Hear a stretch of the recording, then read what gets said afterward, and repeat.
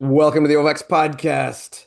I'm Dave Claxton. Along with me is our female oh my God, I stumbled on facilitator of flashbacks, Bethany McChesney. This is our year in review or year end. I don't even use year in review. It's a year end special extravaganza Mhm. because I got to use the word extravaganza because I couldn't say facilitate. There it is. Fuck you. We're off to a good start. We're rolling. Bethany, cheers. Cheers. Nice mug. Is that from the swag bag? The bad thing, yeah. Yeah, I ran 53K for a mug. Yeah, Mhm. that makes sense to me. Yep. And a nice hoodie. I did what was it, 40 miles over 24 hours in the desert for I think a little patch and a feeling of self-pity. I mean, pretty good. Yeah. Probably only cost me $3,000 to do it too. So I Yeah. mean, it's great. It's a great value. Oh man. I don't know Well, why there are worse things people waste $3,000 on. I'm struggling to find one right now. When once you say it out loud, I don't know. All right, so today we're gonna go through a bunch of topics, stories, and what we're gonna do is we're gonna talk about this is some of the stuff throughout the year, some stuff we may actually not have talked about yet, but Yeah. talk about what moves the needle most for us. What's the best headline? Whatever. We're best just gonna decide what wins. By the Yeah. end of it, we will crown the most notable whatever of the year Yeah. Within our sport. within our spectrum, our own little galaxy Yeah. or universe or what is it? Our community, Beth. It's okay. Yes. Hmm. Everybody's got a community now. And you know that you can't start anything like a race or gym or anything. You have to start a community. Community. Is that the buzzword? The buzzword. A lot Hmm. of people try that. I don't even think that you can start a community. I think it just happens. Like I'm sure your gym is a community, but you opened a gym and the community just happened. Right. Yeah. You have a common goal and then the community Yeah. builds itself. All right. So here we go. First two, and we're gonna go weigh them on the scales of justice. First one, the birth of the WFP, the World Fitness Project, is one. Hmm. And then the other one is the boom in all these new hybrid events. So basically, I'll describe it. So the birth of the World Fitness Project is CrossFit. Some people will say was because of Lazar's death last year or whatever, but people in the CrossFit spectrum decided that there needed to be something else, not just CrossFit. The athletes needed another chance to make money, to become professional athletes. So they started the World Fitness Project, which has a three race basically season, two races to qualify for the final, and the final to crown an official champion of the year, which did just finish. And we had James Sprague and Laura Horvath, Hmm. respectively, win the championships. And then the other one, you want to explain the boom of hybrid fitness events? Yeah. So this year we saw um, a couple more fitness racing type events come out. LT Games was a big one, well attended. Deadly Dozen is making its way um, into different like smaller racing type things where, it's another affiliate based program. Um, so just with the rise of popularity of High Rocks, people are kind of jumping on it and being like, if people like this new style of racing, then let's give them what they want. So, and I mean, there's more than that I just off the top of my head, I couldn't Well, think yeah, of. I mean, Ethics, which I just did the talk with Emma last week. Right. Mhm. A new one that Matt just did a podcast on called oh shoot, Xtron, Oh, well, and then we had the ones, what's the weekend one that we always look at? RX1. Well, the RX one's been around. Yeah, they're the initiators. We always Um, look at. where they wear the ruck. Shoot. Where they were.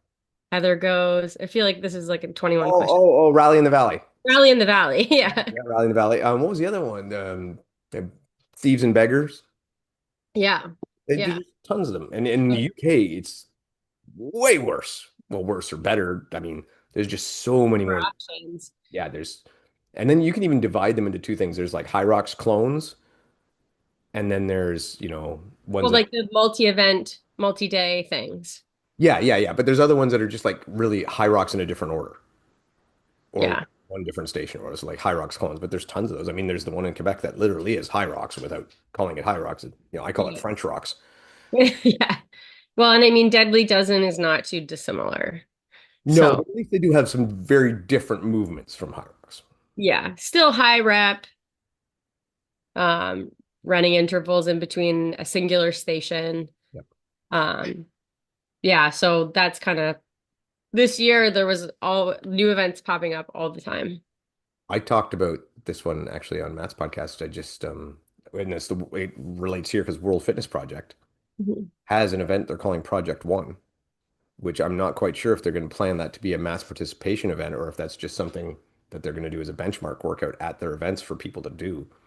But it was basically there was six 800-meter runs, then three different machines for 60 calories for men, 50 calories for women, and then three different movements. One was a weighted step over, one was a heavy farmer's carry, and the other one's a heavy, What did they do this at?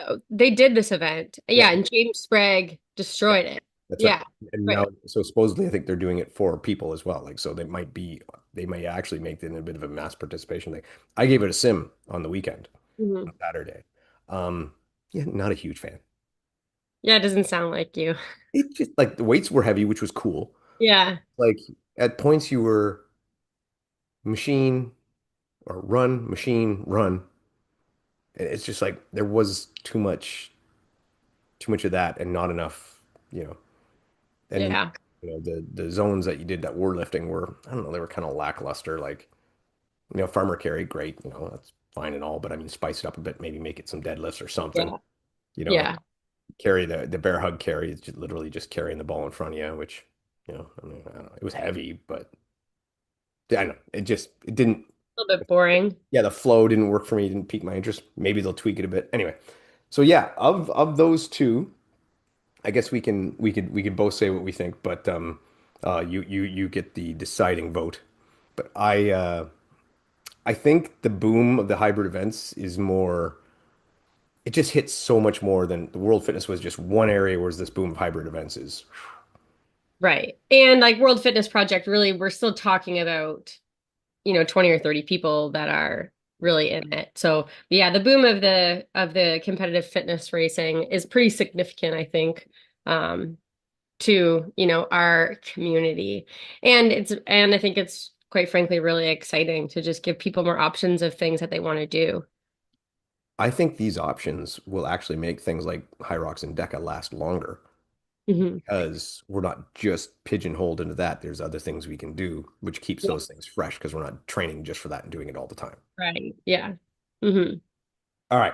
All right. Hybrid boom moves on. Okay. So we got the hybrid event boom on one side, and on the other side of the scales, we have basically German dominance at High Rocks Worlds with Linda Meyer and Tim Weinisch. I think I got it right. Yeah. Weinisch both winning their respective champions and kind of not so much underdogs, but a bit of a surprise. Yes, I would agree for sure. So Hmm. as far as like I think what's been interesting about the two of them winning is that they've had very different starts to this season.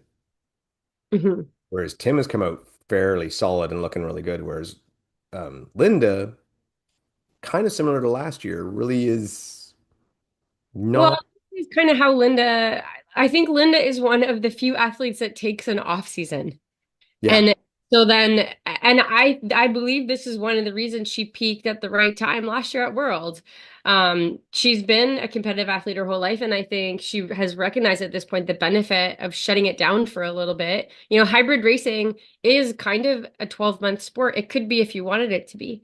And she, we know, really does take she takes time off and then she has a base building phase. So you can't be at peak racing shape 11 months of the year. So if you have your date in June, having your best races now is probably could be a little bit scary too.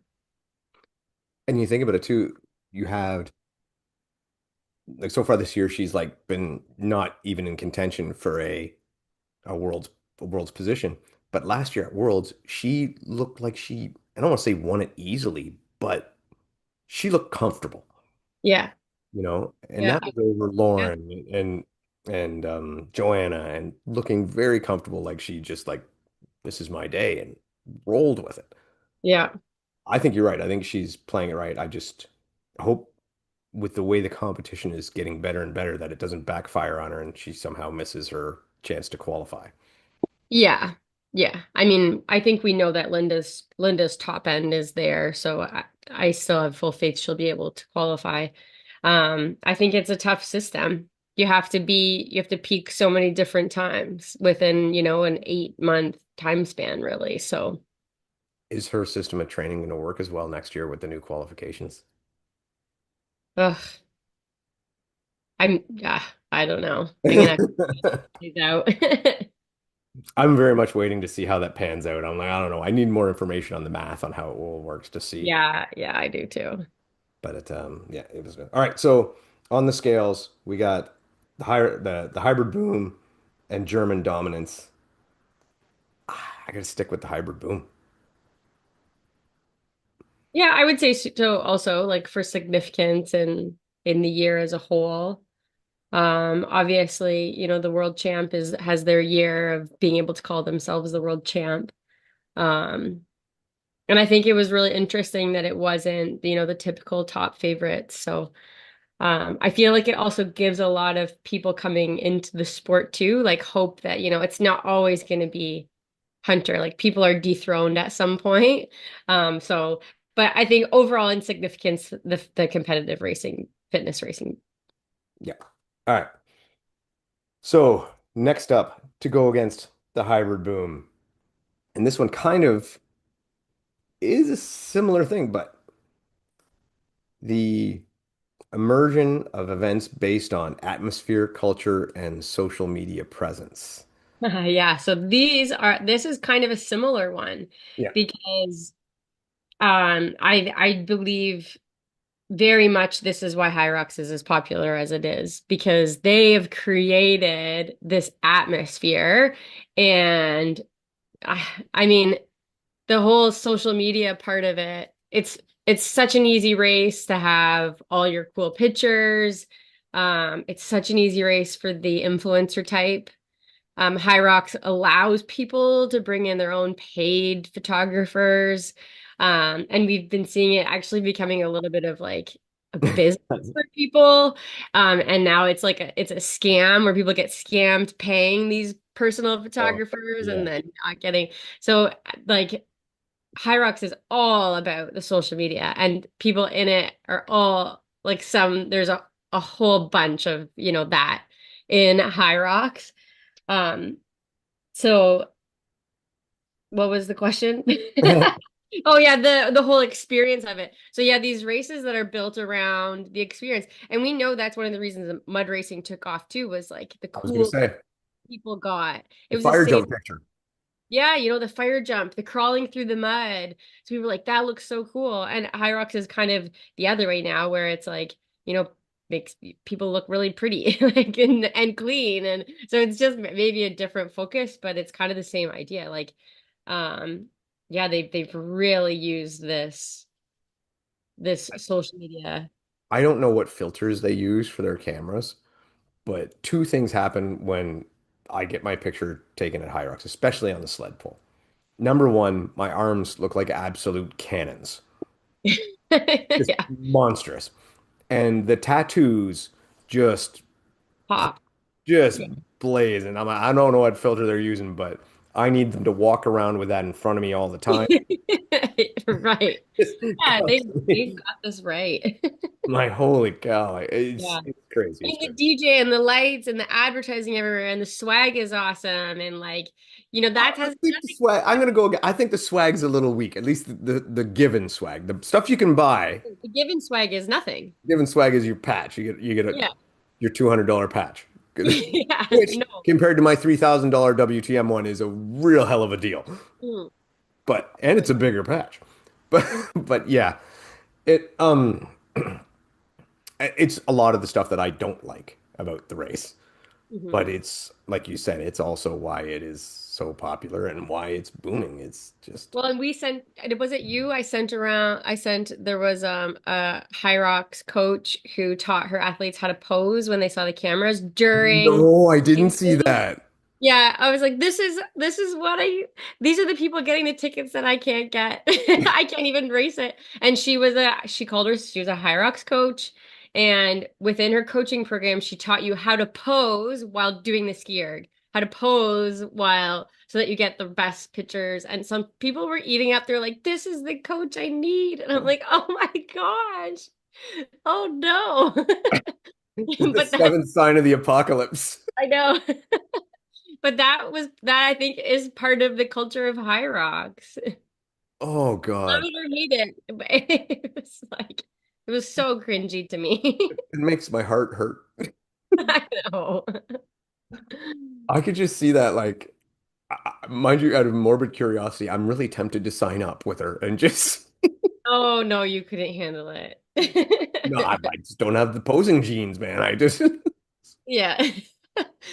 Me that's neither. that's absolutely I crazy. don't even No, notice the cameras. I don't understand, but obviously you're different motivations the only for time I notice the camera is on the ski erg when they point it like straight right through, in the and then face. you're like, well, there is, or you're running them over with the sled. And the snot is already coming down when you're and you're like, damn it. I'm not a pretty racer. No.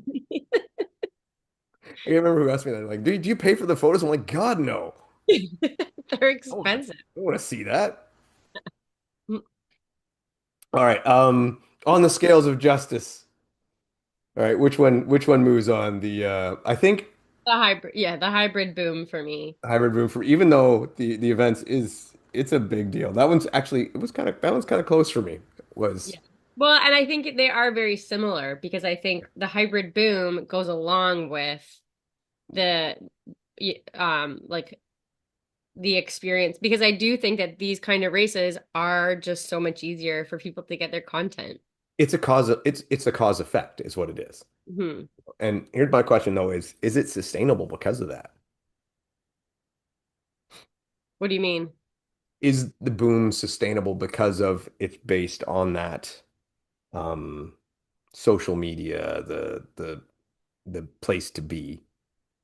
Because to me that always signifies trend. Yeah. Yeah, but I mean I see with where it is right now, I don't see it going anywhere anytime soon. So, Yeah, I don't see it going anywhere, but I also do think the growth is going to slow very much. I just yeah. I just don't think there's room for them to get much bigger. Yeah. Hmm. So, all right, much different here. The introduction and essentially becoming commonplace use of super shoes, and basically before we even like, how much of a difference do the super shoes make in your mind? I think it makes more of a difference for people who are highly trained. Which is funny because they're not as it's that like the money's coming from the me's.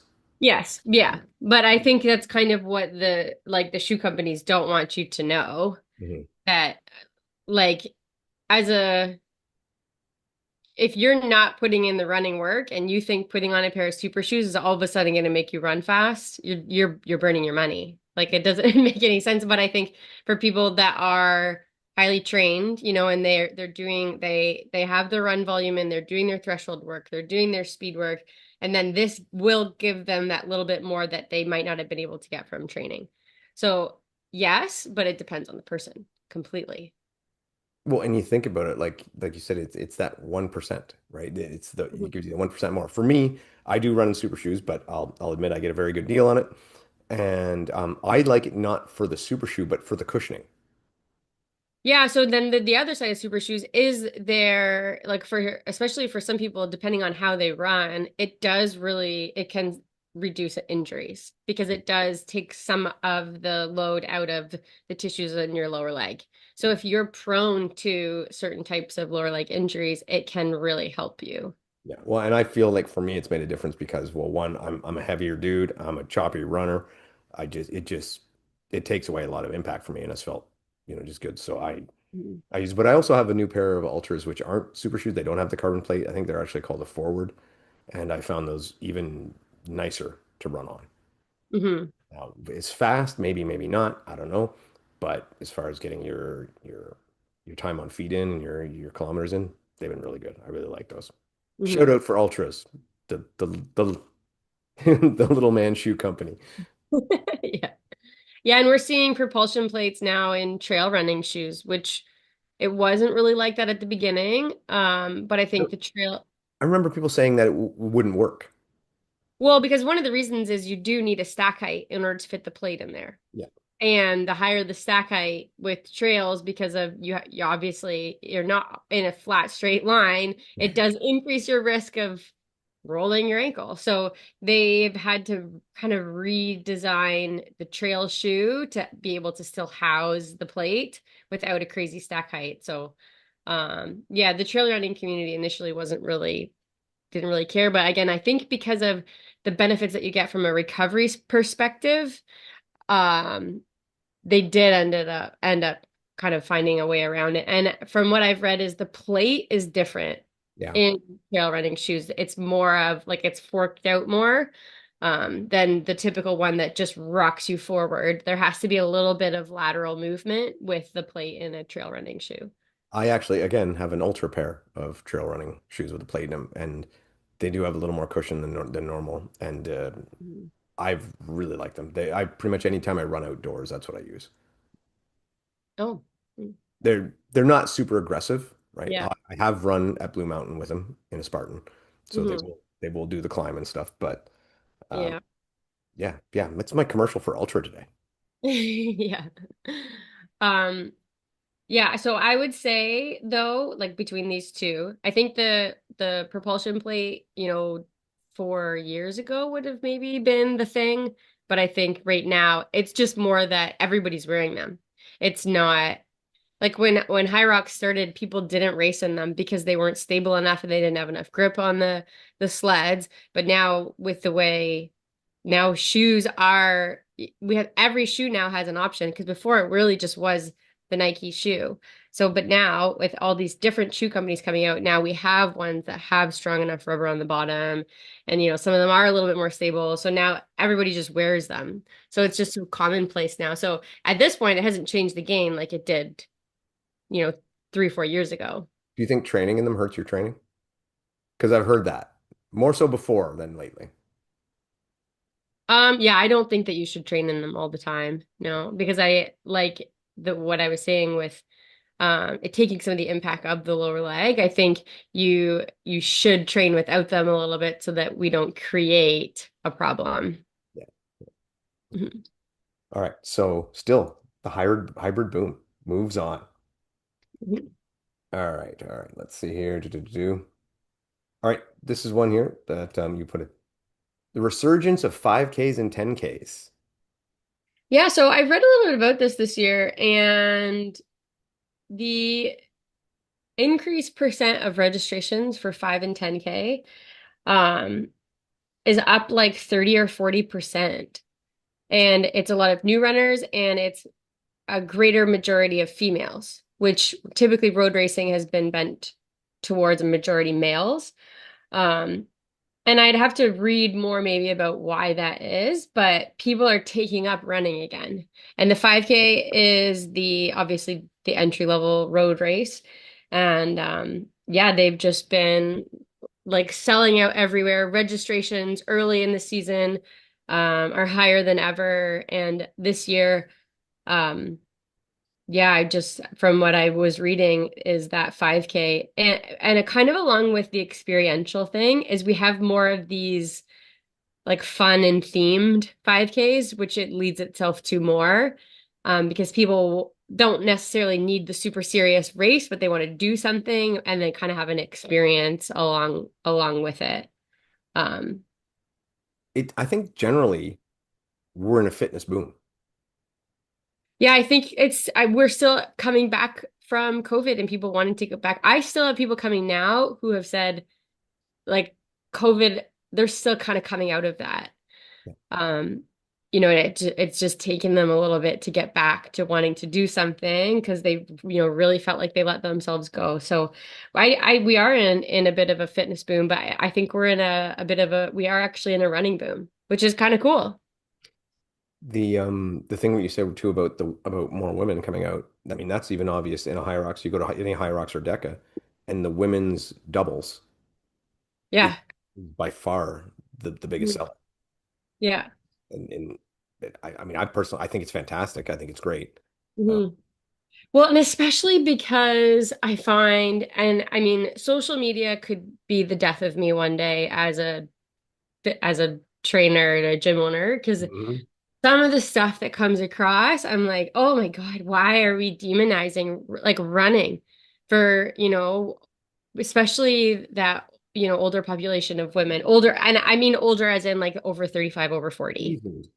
Yeah, yes, mature, and like, running will be demonized like as a way, this isn't how you get the body that you want or whatever, and it's so frustrating because then people think that running is all of a sudden running is bad. Or there was this whole thing that went around, it was probably the beginning of this year too, where like cortisol is so bad for you and anything that elevates your cortisol. And I was like, oh my God, guys, like it's a normal process. Like, and I have to talk my clients through like it's okay to do hard workouts. It's okay to run. Like, but they would get so down this rabbit hole of what social media was telling them to do. So But it does make me feel good that women are still driving this running boom. it's people with something to sell you that are telling you that shit.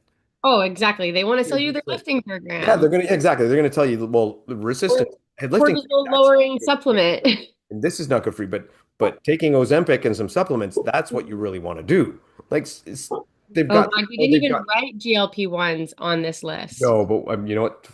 All right, we're putting that in next one. Next one. Yeah. All right, so yeah, all right, so high rock hybrid boom or increase resurgence of 5 and 10 running in general. Um, yeah, so are we talking about ultra running separately? No, we'll put relative running in there too. Okay, because I think this also goes together with, the 5K and 10K resurgence on the road, but ultra running itself has I read a stat that said increased participation by 300% in ultra events. That's crazy. So if like 5 and 10Ks went up 30 or 40, ultras went up like 300%. People participating in these ultra events. Define an ultra. Is that anything over 50K? Yeah, 50K would be I think technically the definition is anything over a marathon, but 50K is kind of your Nobody what the does shortest nobody does a end of. 43K. Right, exactly. Um, and then there again with the experiential thing, like the multi-loop ultra, the short loop and which is what we did because again, jump on the Well, trend. it's it just makes sense. It does make sense. Yeah. It's safer, it's easier to set up, it's easier to monitor, it's better for people watching, watching their It's friends. better for first timers trying to figure out what they can eat, what they have to do to get through it. It's less intimidating. Yeah. Like even me, I'm not going to go sign up for a regular ultra, but something like you do, yeah, sure, I go out there, run a few laps, and then call it quits whenever I feel like it, right? Yeah. Like Yeah, exactly. so, yeah. Um, So I would put them together, and because of all that, I would say the resurgence of the 5K and 10K because it's just more all encompassing. mhm. So the resurgence of running in general. Yeah, and again, I mean, these kind of go together. Like people want to race. I agree. I agree. All right. So So how, people, how do I pick? well, you. That's your call. I like the resurgence of basically running in general. Yeah, I would say so because the thing with the fitness racing, it piggybacks on this. Yeah. And I mean, you see a lot of hybrid racers who they do ultras too because we're trying to experience more a variety of racing situations. So, yeah, I think the resurgence of racing. Ah, all right. I agree. Yeah. Interesting. And this is a side note, and I meant to mention it earlier when we were talking about the social media driven stuff. I don't know if you saw one of Tara's stories this week, but she put up that she's overseas, and she put up she found a High Rocks gym, and they don't have a rower, a ski erg, or sleds. So kettlebells. I told I told her, I said, time to do some burpees and lunges, girl. Yikes. Yeah. I mean, it just shows like just clinging on to that whole kind of social Yeah. the trend. Anyway, so okay, yeah, GLP-1s. Oh God. Is Yeah. it the sign of the devil? Is it this? No. I mean, when there's if we could loop this into peptides. Like there's this I have them on different scales. oh totally. Yes, Yeah, very yeah. much so. But there's been definitely a bit of a science boom in this direction. And everything that's created is not, it's not 100% bad. It's not 100% good. There's always, it's always kind of somewhere along a spectrum. And there are good things about the GLP-1 peptide and really bad too. So I know from talking to like I have clients who are doctors and nurses and I mean it's really helped some people and it really does and what they see from a different perspective is a lot of the benefits of it for people that do really struggle and then it does end up reducing risk factors of heart related illnesses, et cetera, et cetera. But I think the abuse of this is what has created the issues. And from my perspective, in my industry, where people are using it as, their magic pill. So they don't have to really put in the work. And I think what it's also done is um it's brought back this ultra skinny as the look. And this is kind of a trend that's happened later this year where we see it and I even see it again in the running world where and shifts like the ideal body, things come and go all the time and we're seeing it again where like the ultra thin is coming back. And that would be driven by the GLP-1 because I think people are getting smaller than they could have just through diet and exercise. And the dangerous thing from my perspective is that people that are using it without exercise and then losing muscle mass, which is, as we know, one of the keys to longevity and living a healthy, independent life long term. And I think we're just not there yet to see the long-term effects of something like GLP-1s. And it's just too new. But slowly I'll see these things trickling out where we're having like really dangerous side effects of people that were on it too long or abuse it. And that's a scary thing to me.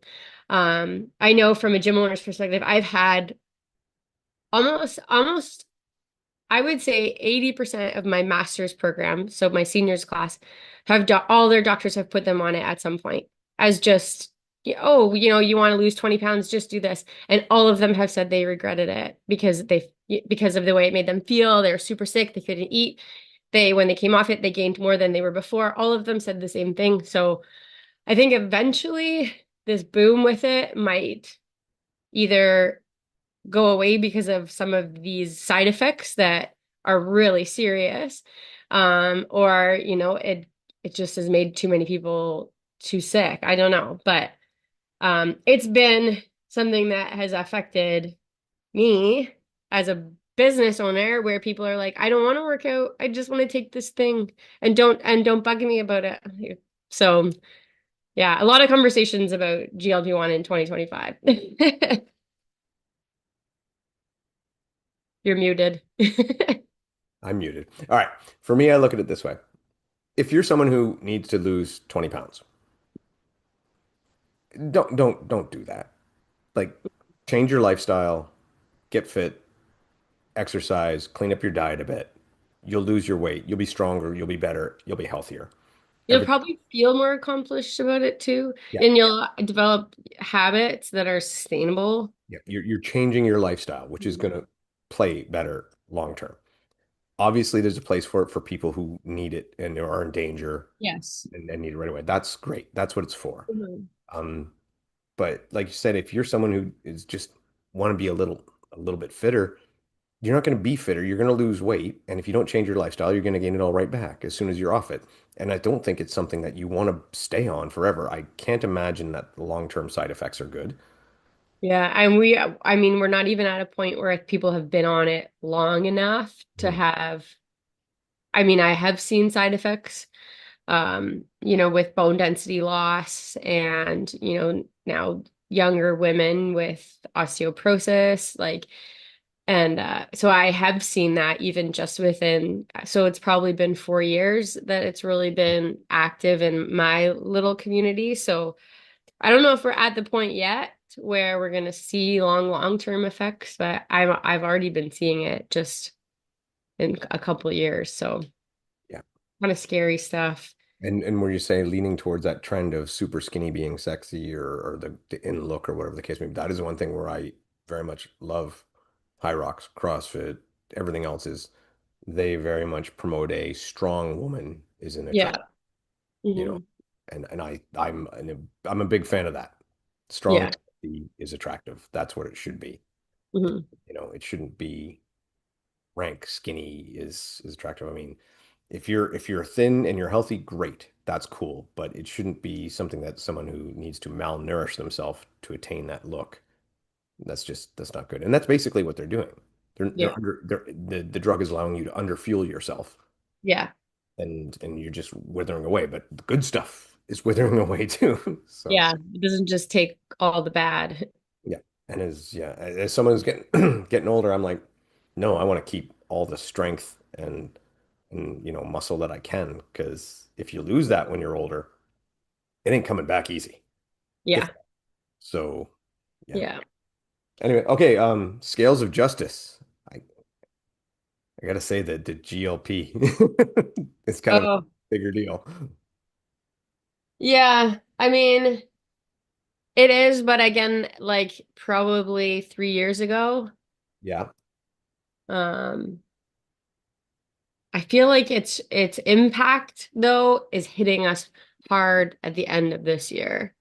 yeah. Um, Ew, I don't want to name this again. All right, well, screw it. It's going. Yeah, let's keep on the Running is better. the racing boom. Keep Racing pushing. boom is racing is better. All right. All right. Here's another one. Okay.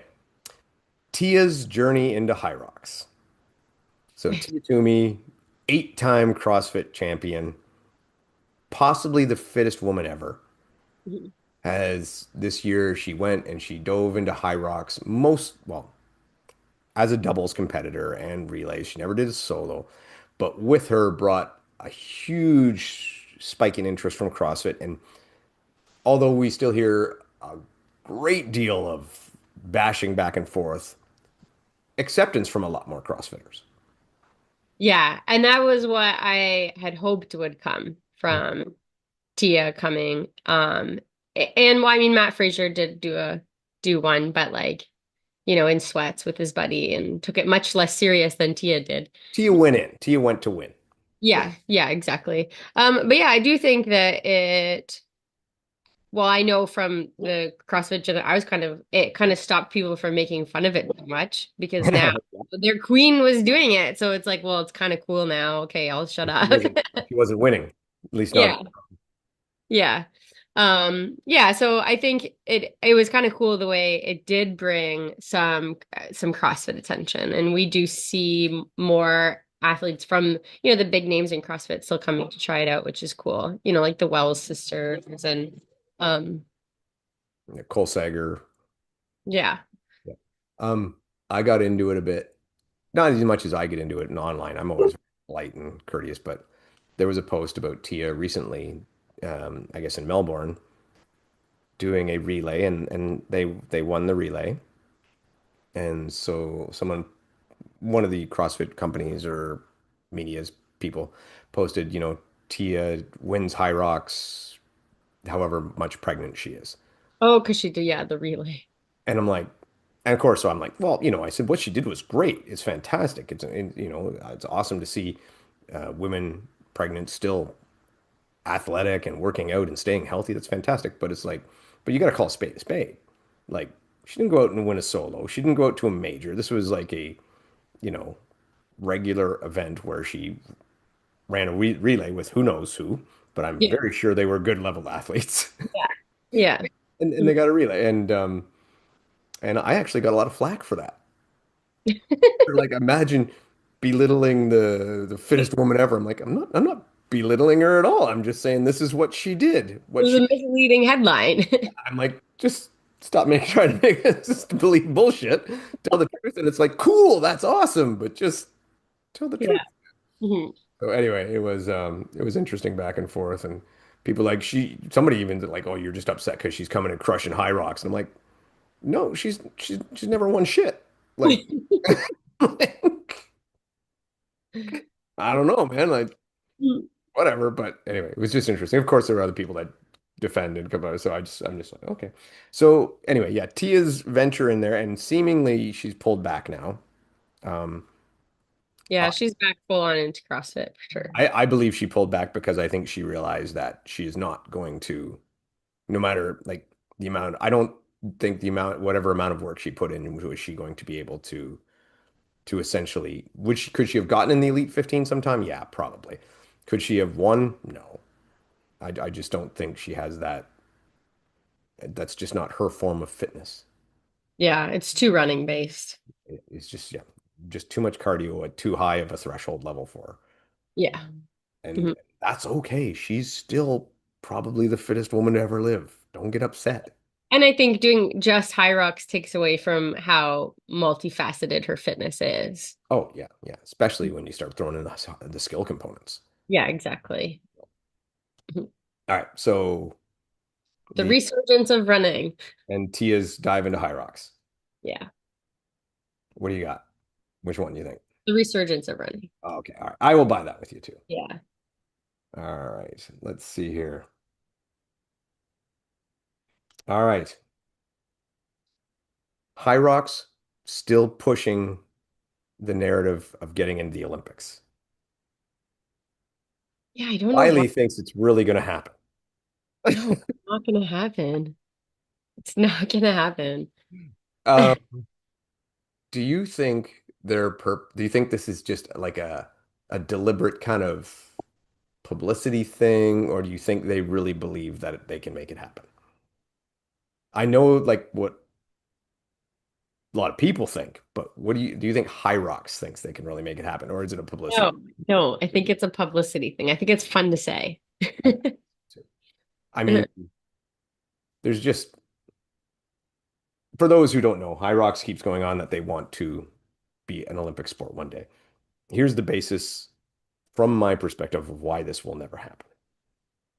One, in order to become an Olympic sport, you need multiple federations. You need a worldwide federation. You need federations for individual countries. And we're not just talking one or two. I mean, like you need like 100.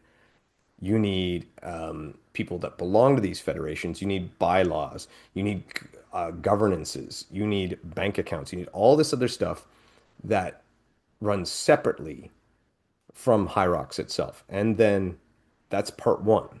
And they don't seem to be interested in going that route.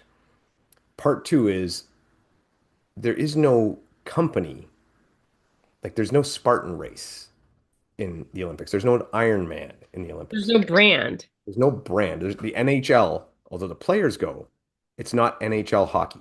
Hockey. It's Yeah. like ice hockey. Hmm. There's none of that in the Olympics, and there can't be. No. Goes against the complete. build and setup of the event. Yeah. So no, it will not happen. No. Um, and I think that they are, I agree with you. I think it is a publicity stunt, and I think they're misleading people to think it will. And I've heard people say, well, Mo, one of the creators of High Rocks, is an Olympian. He knows. So that's going to help them. Well, how many Olympians do you think are on the OCR committees to get OCR in the Olympics? I'll tell you, the head of Canada's one is a former Olympian. Yeah. They're everywhere. In these Yeah. committees, there's an Olympian. You can't swing a cat without hitting a former Olympian. Hmm. It's just that's not going to help that much. So, No. I mean, it's and then to top it off, just the sport itself, with the different equipment. So you need again branding with the equipment. It's just Yeah. And it's not regulated enough. no, Like for clearly. for it to be an everything it has to be so regulated and dialed in. So, and that's why we said Spartan racing will never, because every race is so different. High Rocks isn't, it's still kind of the same race, but it's still every setup is different. And like when we talk about like Olympic sport, everything is regulated down to, the minute detail. It can't happen. And we've never had a brand it'd have to be fitness racing. High rocks isn't going to become an Olympic sport. It'd be fitness racing. But then what does that look like? And that means if it had to be the exact same, if they were doing it the exact same setup as High Rocks, calling it fitness racing, calling it whatever you want to call it, that means High Rocks has no control over it. It Yes. also means now that every event, every gym will be hosting a fitness race that looks exactly like High Rocks, charging whatever they want, doing whatever they want with it. So now they've lost control. They've And this is lost what I was it. saying too. I don't think High Rocks actually wants it to become an Olympic sport. No, they'd be stupid to want it to. Yeah. Hmm. Doesn't make any sense. So Hmm. I don't think I like I said, I've said from day one, not gonna happen. Publicity stunt. I get why they do that part. But Hmm. yeah. Yeah, no. Just no. Just no. Yeah, no, it's not. Um, if you did want to see something come closer that I mean is actually making legitimate efforts in there, go watch the IF3. I think it's International Functional Fitness Federation. They have events, they're recognized, and that would be the direction where something closer, some form of competitive fitness would get to the Olympics. And guess what? They're nowhere near. No. But that would be the avenue to go. So sorry if you think High Rocks is getting. All right. So resurgence or High Rock still pushing for the Olympics? The resurgence. Yeah. That's just because we don't like the other one. Okay. This one is it's a bit vague anyway, but we're talking about CrossFit. Basically, its fall from grace after Lazar's death and its rise or its bounce back if there has been a bounce back. And basically what happened after Lazar's death at the games, CrossFit took a massive hit. I mean, their Open was down probably 100,000 registrars. They've lost many affiliates. Their competitors like Laura Horvath, who will not go back to the games or says she wasn't go back. She hasn't done any CrossFit anything since then. By the way, she also said High Rocks was stupid, so that was interesting. Um, did you see that? No. Yeah, she did. After she did that project one thing, she's like, High Rocks is stupid. Why would anyone do that? Well, I think when you look at her skill set, it's Yeah, yeah, yeah. really not geared towards high rocks. Agreed, agreed. Anyway, so a lot of people like her have left and not come back. There's definitely been now there's this been impending sale, which may or may not have gone through right now. If it's gone through, it's just happened or right on the edge. Details aren't complete. And where they'll go from there, a lot of people still believe Castro should be removed. So basically, but they did have a resurgence. The games this year seem to be more well received, and there's been a bit of a resurgence in, I guess, the reputation of the sport a bit. So stuff like that. I put that one in there because I think it needed to be mentioned about through the year, but I just don't think it's as important as the regular Yeah, and I don't know if they've really been able to like come back and like totally, regain some of the people that they lost. Like I still think their hit wasn't dealt with properly, still isn't. There was a lot of Mhm. trying to sweep things under the rug, act like it didn't happen, not take them seriously, the demands of the athletes. So yeah, I think the comeback was not what it could have been Well, it was just because lie after lie. yeah, because they handled it so poorly. So And I think they're down from like a peak of like 15,000 affiliates down to less than 10,000. Like I think 8,000. They're like half of what the affiliates they used to have. yeah, I heard that they lost almost 10,000. Yeah. So, I mean, it's been a big hit. It's been Yeah. hard. I think if the sale goes through completely, and if honestly, I think if they get rid of Castro, they need to do something to show that we're not just the same. Yeah. I think And it's whether there's a lot of people who won't like that, but they need to do something that shows they're not the same, or they won't come back. They won't yeah. be. And I hope they do come back because I think again, people getting fit is good. Yeah. And again, I'm a fan. I like CrossFit. I don't train as a CrossFitter because there's certain things I don't like about it, but I'm still a fan of it. Hmm. Still think it's better than not training. Yeah. So anyway, all right, but still, yeah, I say the Yeah. fitness team. All right. All right, this next one we kind of covered looped courses, so we'll throw that up there. All right. Yeah. This one's a big one here. All right. So this has been an issue for a while, but it did pop up again this year as in the sport of strong man, strong woman. Ah, yes. But we had a transgender woman win I guess, world strongest man event, Yeah. come first, and initially be awarded first. The whole podium ceremony, very tense podium ceremony. Yeah. Second place woman pretty much said, "Sorry, what? Adrian, Adria Thompson, pretty much saying, 'Can I go now?'" Um, not pleased about the situation, and strongman eventually going back and stripping the transgender woman of the win and of participation, and now I guess laying precedents that that will not be accepted. This has been a big thing for a while, and it keeps going on. And it seems to me like the winds are swinging towards, and I believe the Olympics did this as well, Yeah. that the transgender women will not be allowed to compete and I'll say cis women's category by Yeah. I know they took Leah Thomas's all of her swimming records.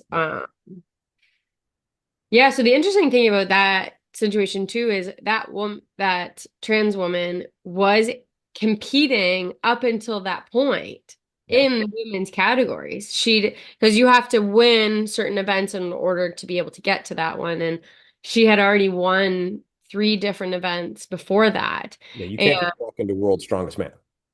no, exactly. So from my understanding, the event organizers didn't realize it was a trans woman until she got there and was competing.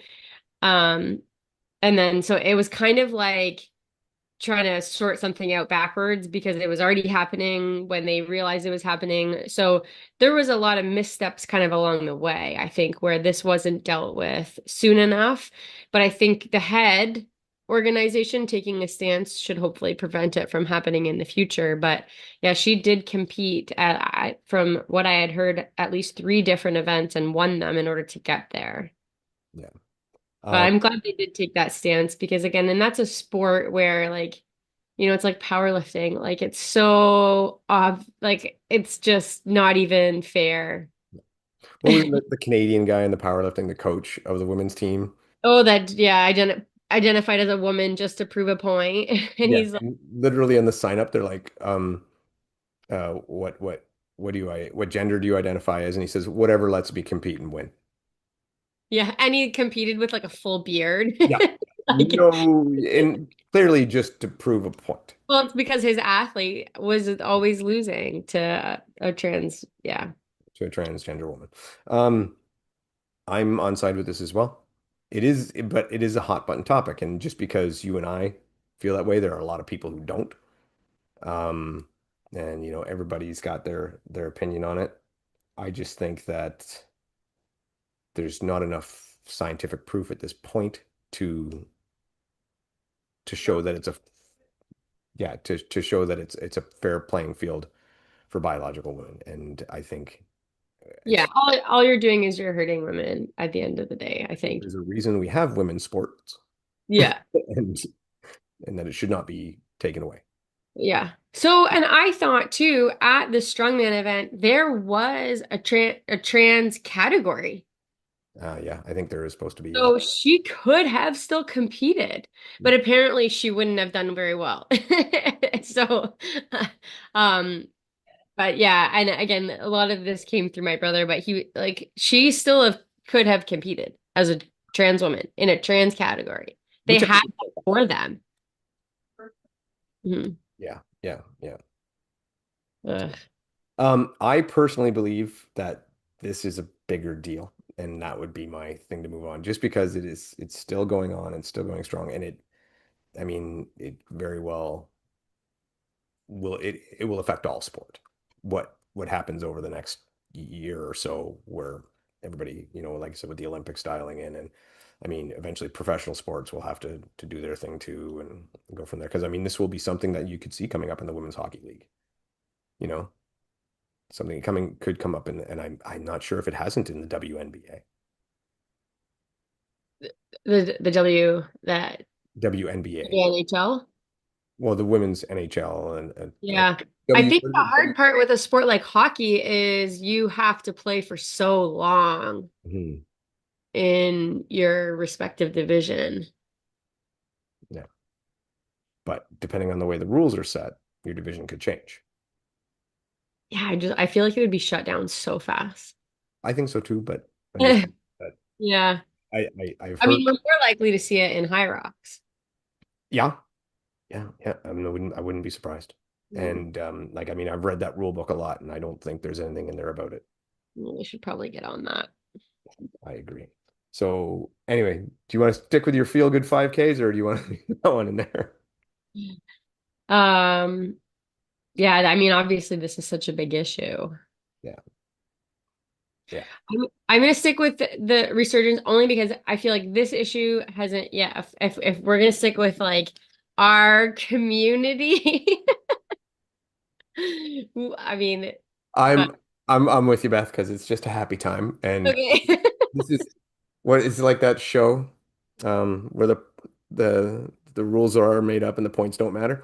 Yeah, yeah. Whose line is it anyway? Yeah, yeah. Where all the Yeah, rules are made up and the points if don't matter. So this was an issue where it was starting to be an issue in hybrid racing, then it would probably be the biggest thing. yeah. So races, get on your rules. Yeah, yeah. Um, yeah. By the way, a couple of these races are out now. They don't even have rule books yet. I'm like, how could you host an event without a rule book? Oh man.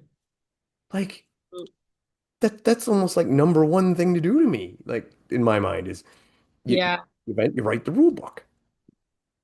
Now I know you can miss things that have to be added at, or that happens all the time. I mean, NHL has been around for 100 years and they're still tweaking the rule book every year. yeah, Get that, but we yeah. It's weird. can have something. Hmm. Anyway, all right. This one too, another hot button topic is everyone in Africa is cheating.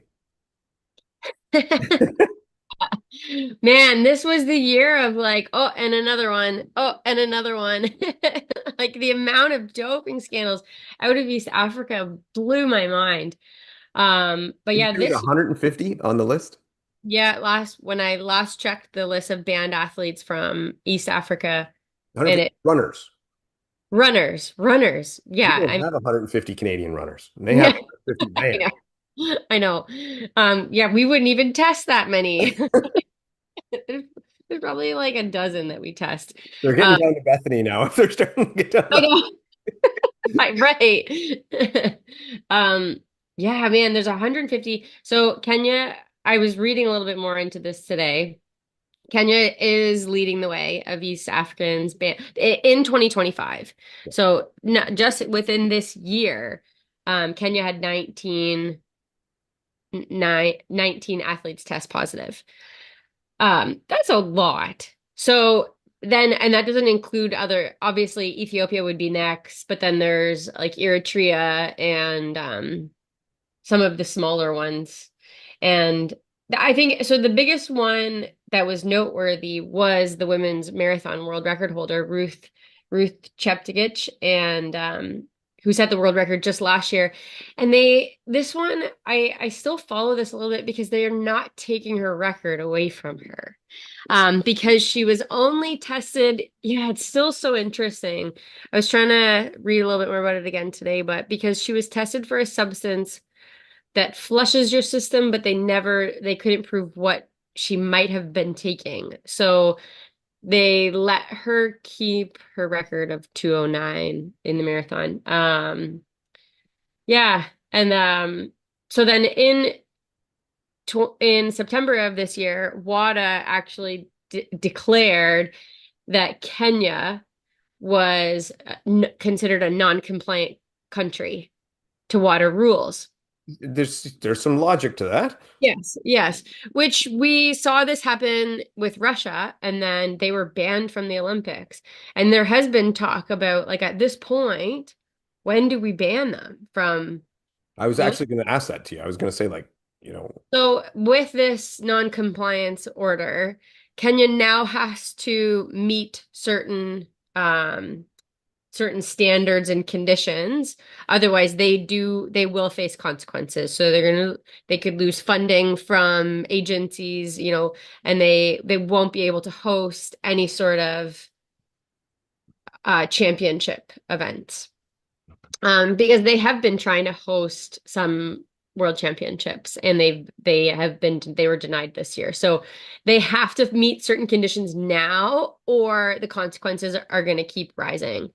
So it's kind of, and I also wonder like why is it so bad there? And I've had friends who've raced at the Olympic level in marathon, which is where obviously like the race, the running on the roads is and the track is where the East Africans are, that's where they mhm. dominate.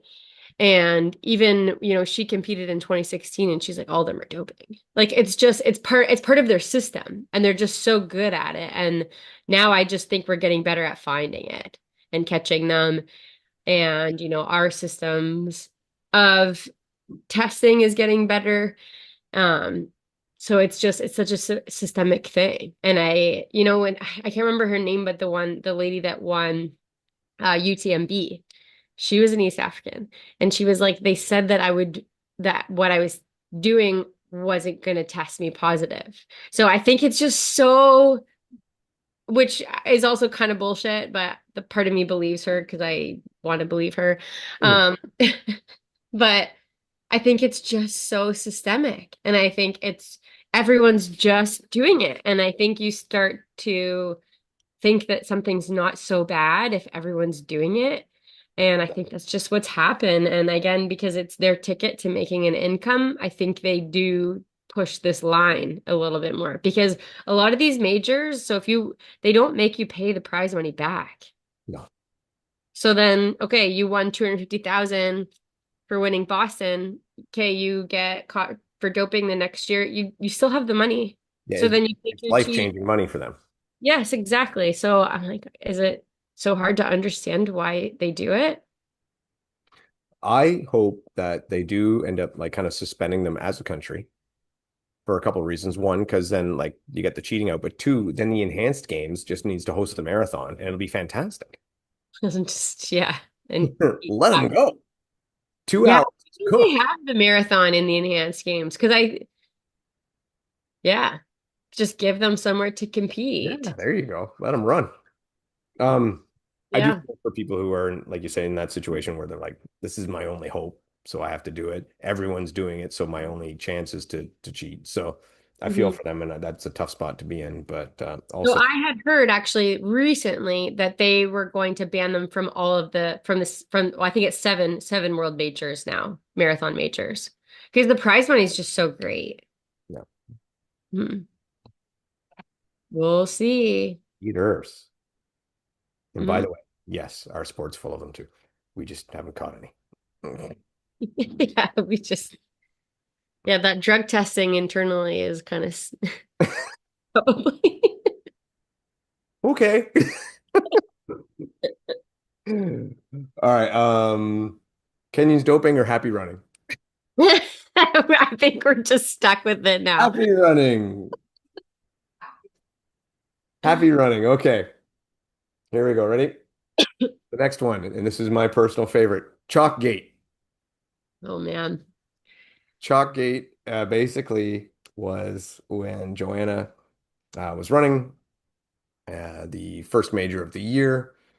She had chalk stuffed in her shorts, which many people did not realize was against the rules. She went on to win the race. There seemed to be very obvious and sufficient video evidence that she brought the chalk with her, didn't use the supplied chalk as per the rule book, basically broke the rules, and each time she used it should have been a 2-minute penalty as per the rule book.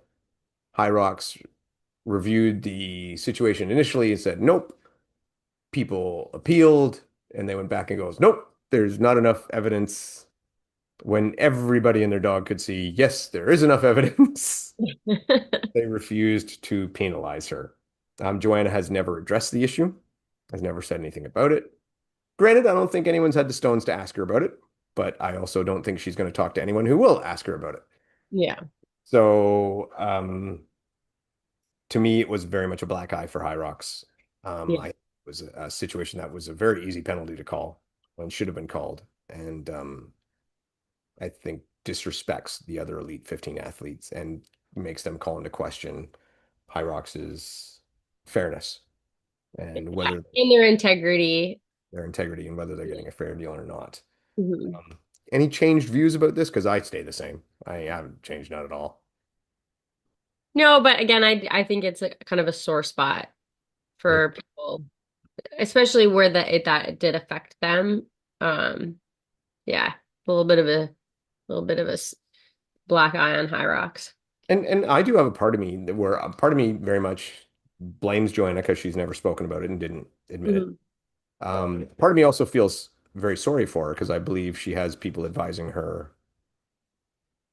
basically against integrity and against fair play and against the kind of person I actually think she is. Mhm. Which is bothersome for me because I was a fan. Mhm. And now, yeah, I was. And now I find it hard to be because I think she should have stepped up and admitted Yeah. publicly that, hey, you know what? I'll get you on the next one. I didn't realize that was a rule. My bad. And That yeah, to me that would have changed a lot. I would have been more of a fan of hers then. Yeah. I would, and I think others would have been too, Yeah. including her competitors, would have done nothing but gained respect for her Yeah, exactly. across all boards. So anyway, yeah, that's Chalkgate. Happy running. Yeah. Happy running it is. Yeah, that's not significant enough for 2025. All right. Here is significant for 2025. Beth drinks abandoned blue liquid on the course. Oh my God. The amount of messages that people they're like, but like, was it sealed? I'm like, no.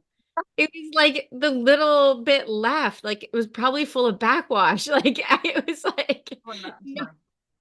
Rye wanted that one in there. Didn't you share it too? The girl behind me was like, oh, This is what, so you went up there and went, this is a good idea. And someone behind you went, yeah, that is a good idea. you, I feel like you have to understand the state that people are in sometimes. In like, again, it was different back then. There was there was not water stations. I like oh Road race I'm going to Yeah. go to this year. I'm going to Yeah, we're just gonna throw half blue Gatorade bottles just randomly everywhere and just see if any take her. Might See, peel the labels off. I'm pretty sure it didn't have a label either. Like I don't even know. I honestly didn't care. I literally thought I'm either gonna die or I'm gonna drink this. And that went through my head. Okay, hold on. We got some beeping that's going to stop in a sec. Oh, okay. Yeah. I think we should do an Easter egg hunt. Oh, an Easter egg hunt. There you go. I'm just have Yeah. little bottles of Gatorade. Wouldn't that be great though? Like oh, Beth, little Loop Ultra.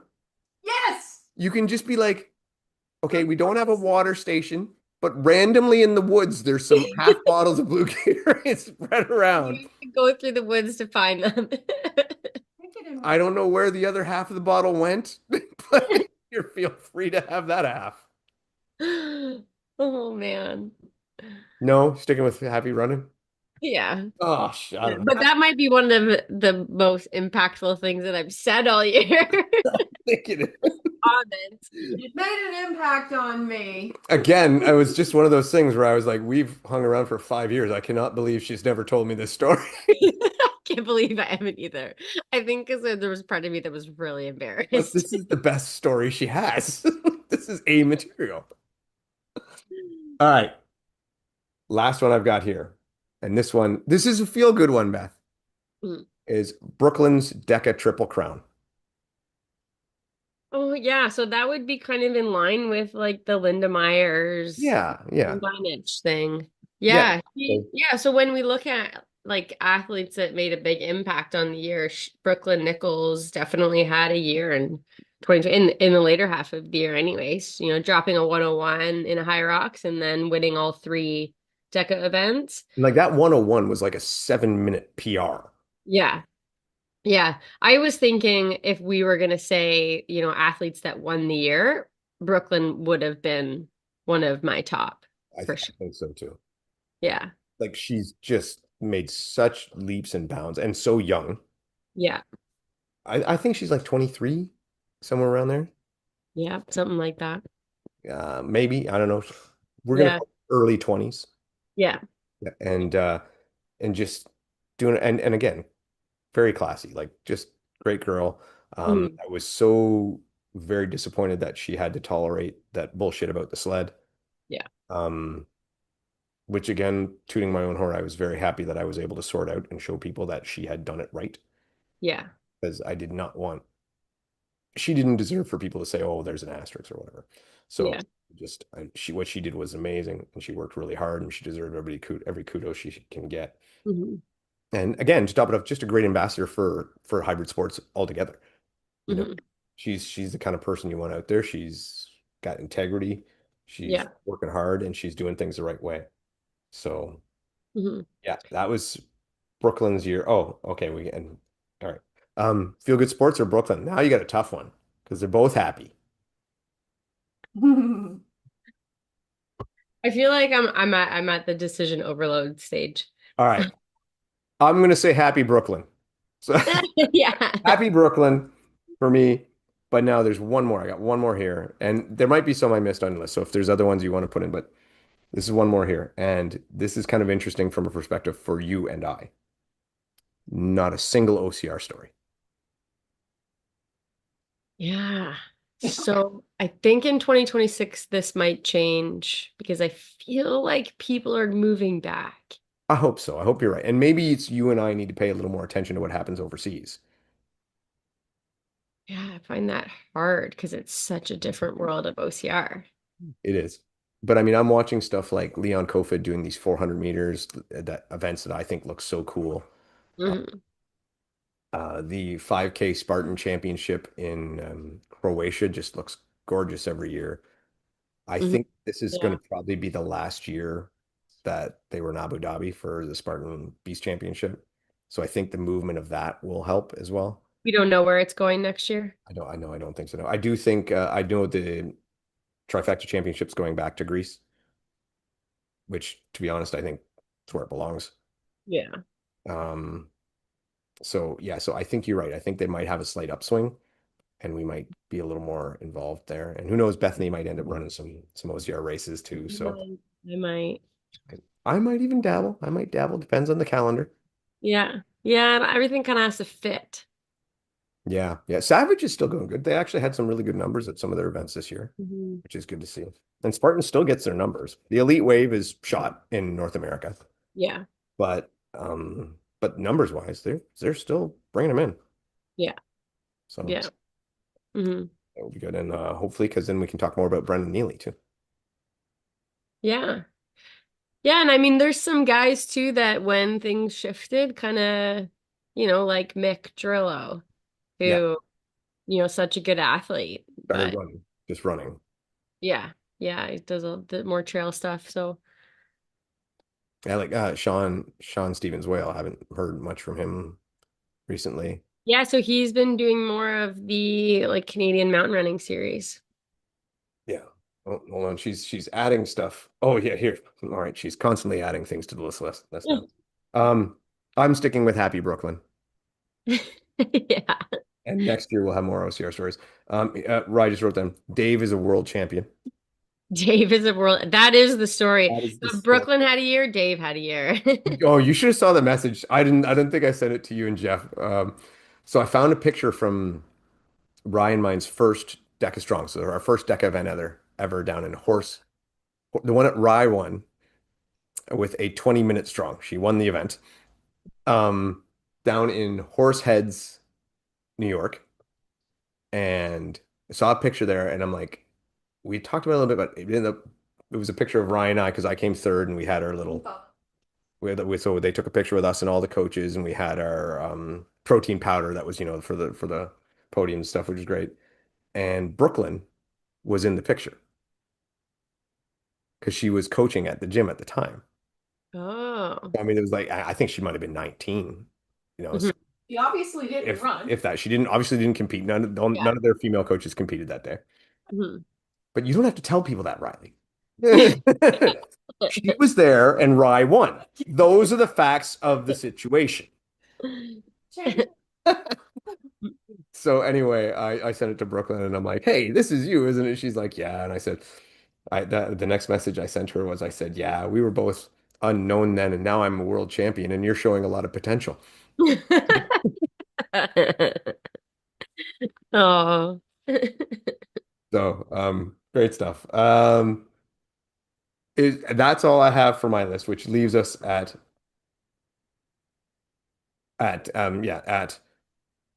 um Brooklyn won the year. Happy Brooklyn being the most important thing or biggest story. Now, there's one thing set aside, and we had talked about this before on our list, obviously, was Rylan. Rylan's passing was obviously probably to us the most impactful. I think that's the right word, hard-hitting thing that happened this year at all in the sport. And it just didn't seem like something to put on a fun list. Yeah. But yeah, I think anybody who listens here knows how we feel about that and knows where we stand, and along with the Rylan's family and friends. So yeah, it wasn't even fair to put that on the list because Yeah. it was just such an obvious no-brainer for us. Hmm. So yeah, we did not forget. We have not. It is not. Yeah. The biggest story, It really, has of not left our minds whatsoever or think about it quite often. Mhm. So that's why that's not there. Um, I do have a question to ask you. Did you accomplish your goals in 2025? No. No. Did, No. did you have a set?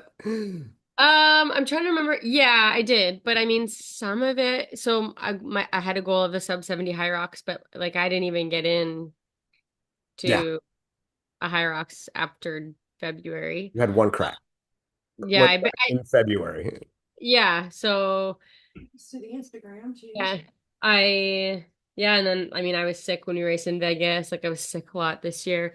No, I didn't. Well, so I the bad thing, the 50K was one of my goals to finish it. I had a 6.5 hour goal, which I thought was, and I did run 6:28. So that one I did. I I say have that counts. yeah, yeah. I probably set that one later though, but I guess not really. I think 50-50. I think that Yeah. still counts. Yeah, 50/50. Because My one of my goals was to get back focusing on like longer running stuff and to handle higher volume, and I did. So yeah, I guess. you've also stayed like comparatively. I mean, couple of years back, you were really struggling with injuries when you got into the higher volume, and that doesn't seem to be the case anymore. Yeah. Yeah, my body's been handling volume, so it's good. So, which is kind of why, this year that is my focus. So, So then what's the goal this year?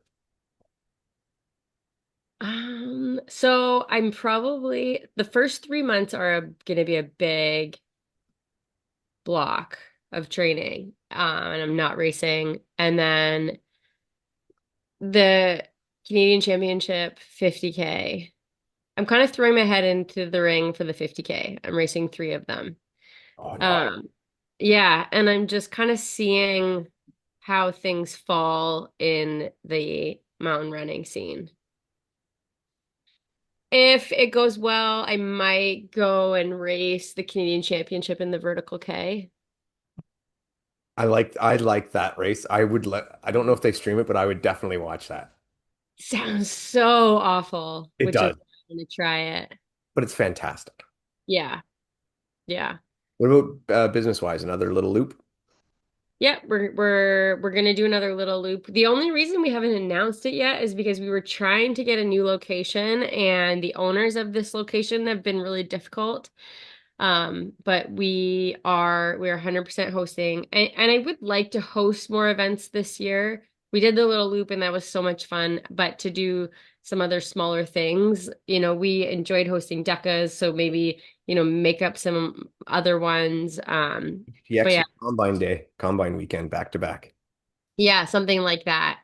That would But we do want to host a little bit more. The business is growing and it's great too because a lot of it is growing outside of me, which is kind of the goal of, it also, and, other people coming in and hosting some cool classes and stuff. So yeah, that I think to bring in some, another really highly qualified trainer would be really awesome too. So yeah. All right. And for me, I hit my goals, which was great. This year, goals are changing a little bit. I'm changing my training a little bit. We're going for more power. Mhm. Big thing, more power for me. I'm gonna go with that. And like we've Beth and I talked about before, maybe not fight my nature so much. Yeah.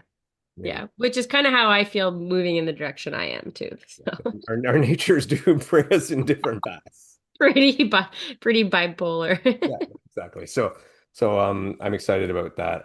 Specifically, I'm going to do a lot of partners with Riley, which will mean I will be doing a lot of high power on the bike, high power on the row, stuff like that, hitting the machines hard. And then individually in this one, I'll put out there is I want to set the fastest DECA Atlas time for my age group. If they do any form of championship this year, I want to go win that for my age group for Atlas. And then I'm going to complete a Deca Atlas X, which is my own creation of hell, which is just same thing but heavier. Mhm, And there's a few people who said they would actually like to try it with me, so we'll go through that. mhm. Um, and LT games, hitting LT games. I don't really have a goal for LT games other than to just get through it and do okay. Yeah. I mean, obviously, if they have an age group, I'd like to win it, but I Mhm, don't know how many people you'll see there that would be in my age group. I don't think a lot. mhm, So we'll go from there. So yeah, I've finally got some goals. I got a little path forward ahead of me. I'm mhm. looking forward to. I'm excited. I'm excited to train again. Like I feel a little bit of difference. And I'm excited to be 50. I'm the happiest 50-year-old out there. I'm stoked. I'm like I'm not halfway yet. I'm gonna live to be 111. 11D1. Yeah, Um, be a all right. century. And I do have a fail and a sale for today. And my fail is when Amazon says it's next day delivery and then you buy it and they switch it to 3-day delivery. I'm like, you pricks, because that means it doesn't get there before Christmas. Like, that's dirty fucking pool. I had one where I ordered it and it was supposed to be, and then all of a sudden it was 3 weeks later. So then I had to think of another Christmas gift. Exactly. Now, on the other side of it, I did that for my son. I ordered him his one of his gifts like right at the beginning of December and it said it won't be there till midway through January. So I knew that going in. Mhm. It got there a week later. Anyway, that's my fail. Do you got any fails for today? No, I don't. I got one sale, and this is cool, and I'm going to shout out here for the sale. Is Chris Rogloski and her refusal to partake in any kind of podium whatsoever. So Chris posted on her stories her time from I think it was Vancouver, or I can't remember which Hyrox it was, but it was like a 59, 59 something. And she made sure she put on there, this was women's open, not pro. So Chris, way to go, Good not for contributing into any kind of podium. Definitely kudos to her, and I appreciate that. She also was one of the people who commented on my claim of a champion of an age group of a niche division niche. of a niche sport, Yeah. which I've got a lot of comments on. But you saw, the dude made me, his wife made me a cupcake. Oh, I know. It's With a awesome. sign. That was And great. I think it's great that you acknowledge it. Well, I mean, yeah, like I'm very proud of what I did. Yeah. I'm very proud of myself. I worked my ass off to do that. Mhm. And it took a lot for me to do that. But I'm also realistic and I know what I am and I know what I did. And and I mean I can look at it two ways. That division was open for anybody over 45 to come and play. Mhm. Were the people out there that could beat me? Oh, probably. But they didn't come play. Yeah. It is You what can it is. only race who shows up. But I think having it doesn't matter as long as a goal excites you, then Yeah, it gives you something to train for. Who cares? exactly, exactly. And you know what? I've got nothing but kudos and congrats from like people at work, family, friends, like just everybody. Like, yeah, so it's been awesome. I'm like I said, very proud, very happy, and it is going to make this year a hard sell to match it. Yeah. So, Mhm. anyway, all right. Any sales for you, or you're good? I know. I didn't even think of anything. Oh, Oh, well, we went through a lot anyway. yeah, we did. Mhm. So anyway, for everybody else, I think this will be out just before New Year's Eve. So have a good New Year. Have a safe New Year. Don't drink and drive. Um, uh, unless it's non-alcoholic, which well, designated drivers are worth their weight in gold. So send me gold. And yeah, Beth, take us home.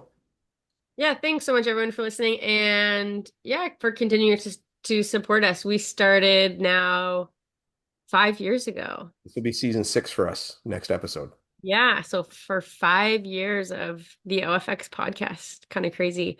Yeah, so thanks again for listening for another year. And yeah, cheers to a great 2026. Take care. Stay fit.